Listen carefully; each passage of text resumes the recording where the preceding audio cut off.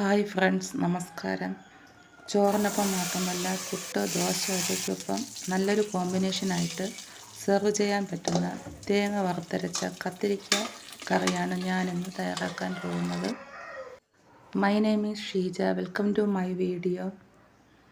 കത്തിരിക്ക കറി തയ്യാറാക്കാനായി മീഡിയം സൈസിലുള്ള 2 നാടൻ കത്തിരിക്ക എടുത്തിട്ടുണ്ട്. നാടൻ കത്തിരിക്കയിൽ കറി തയ്യാറാക്കുന്നതാണ് വളരെ നല്ലത്. മറ്റ് വരവ് കത്തിരിക്കകളിൽ കറി തയ്യാറാക്കിയാൽ ഒട്ടും ടേസ്റ്റ് ഉണ്ടാവുകയില്ല, ഒരു കടുപ്പും ഉണ്ടായിരിക്കും. കത്തിരിക്ക വാങ്ങുമ്പോൾ നാടൻ കത്തിരിക്ക നോക്കി വാങ്ങുന്നതാണ് വളരെ നല്ലത്. കറി തയ്യാറാക്കാനായി 15 ചെറിയ ഉള്ളിയും എടുത്തു വച്ചിട്ടുണ്ട്. ചെറിയ ഉള്ളിയാണ് എപ്പോഴും തീയൽ തയ്യാറാക്കാൻ വളരെ നല്ലത്, സവാള എടുക്കരുത്. കത്തിരിക്ക ചെറുതായിട്ട് മുറിച്ച് വെള്ളത്തിൽ ഇട്ട് വയ്ക്കണം, എന്നാലേ കത്തിരിക്കയിലുള്ള കറ പൂർണ്ണമായിട്ടും മാറുകയുള്ളൂ. ഉള്ളി തൊലി കളഞ്ഞ് കഴുകി വൃത്തിയാക്കി ചെറുതായിട്ട് മുറിച്ചെടുക്കണം. കറിക്ക് ആവശ്യമായ അരപ്പ് തയ്യാറാക്കാനായി 1 ബൗൾ തേങ്ങ എടുത്തിട്ടുണ്ട്, അതായത് അരമുറി തേങ്ങ മിക്സിയിലിട്ട് പൊടിച്ചെടുത്തിട്ടുണ്ട്. ഇങ്ങനെ എടുക്കുമ്പോൾ തേങ്ങ വളരെ പെട്ടെന്ന് വറുത്തെടുക്കാം. തേങ്ങ വറുത്തെടുക്കാനായി ചട്ടി അടുപ്പിൽ വെച്ച് ചൂടാകുമ്പോൾ 1 ടീസ്പൂൺ എണ്ണ ചേർക്കാം. അതിനുശേഷം തേങ്ങ ചേർത്ത് വറുക്കാം. തീ ലോ ഫ്ലെയിമിൽ വയ്ക്കണം.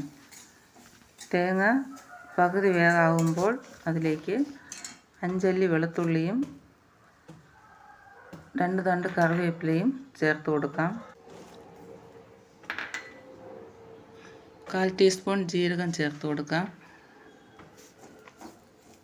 നന്നായിട്ട് ഇളക്കി യോജിപ്പിക്കാം. ഇനി ഇതിലേക്ക് 1 ചുള പുളി കൂടെ ചേർത്ത് നമുക്ക് തേങ്ങ വറുത്തെടുക്കാം.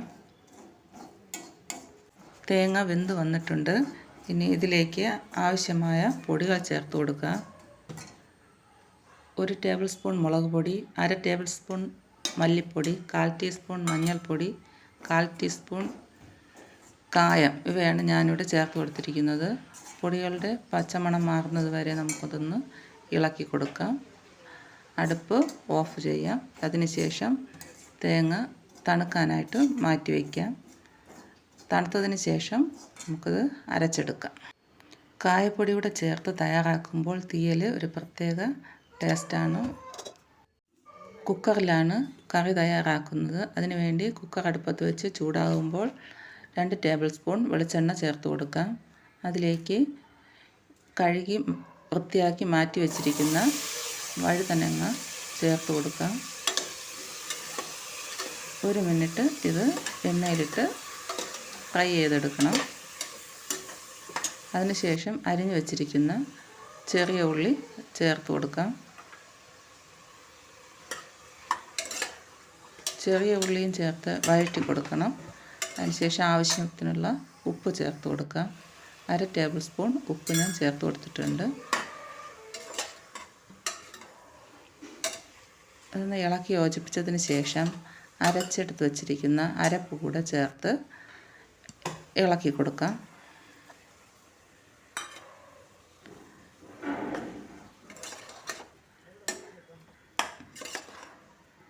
ഇതിലേക്ക് ആവശ്യമായ വെള്ളം ചേർത്ത് കൊടുക്കാം.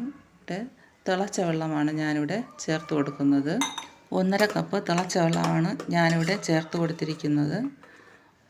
ഇതൊന്ന് ഇളക്കി യോജിപ്പിച്ചതിന് ശേഷം കുക്കർ മൂടി വെച്ച്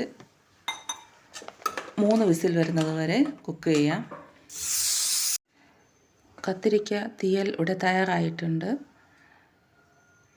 വളരെ ടേസ്റ്റിയും ഹെൽത്തിയുമായ ഈ റെസിപ്പി നിങ്ങൾക്ക് ഇഷ്ടമായെങ്കിൽ ഇത് തയ്യാറാക്കി നോക്കണം. ഇതിലേക്ക് ഇനി കടുക് താളിച്ച് ചേർത്ത് കൊടുക്കാം. അതിനുവേണ്ടി ചട്ടി അടുപ്പത്ത് വെച്ച് 1 ടേബിൾ സ്പൂൺ എണ്ണ ഒഴിച്ചു കൊടുക്കാം. 1/4 ടീസ്പൂൺ കടുക് ചേർത്ത് കൊടുക്കാം. കടുക് പൊട്ടി വരുമ്പോഴത്തേക്കും 1 വറ്റൽമുളക് ചേർത്ത് കൊടുക്കാം. കറിവേപ്പിലയും ചേർത്ത് കടുക് താളിച്ച എണ്ണ കറിയിലേക്ക് ചേർത്ത് കൊടുക്കാം. നമ്മുടെ കത്തിരിക്ക തീയൽ തയ്യാറായിട്ടുണ്ട്. ഫ്രണ്ട്സ്, നിങ്ങൾക്ക് എൻ്റെ ഈ സിമ്പിൾ റെസിപ്പി ഇഷ്ടമായെങ്കിൽ please share, like and subscribe. നിങ്ങളുടെ അഭിപ്രായങ്ങൾ കമൻറ്റ് ബോക്സിൽ അറിയിക്കുകയും വേണം. Thank you.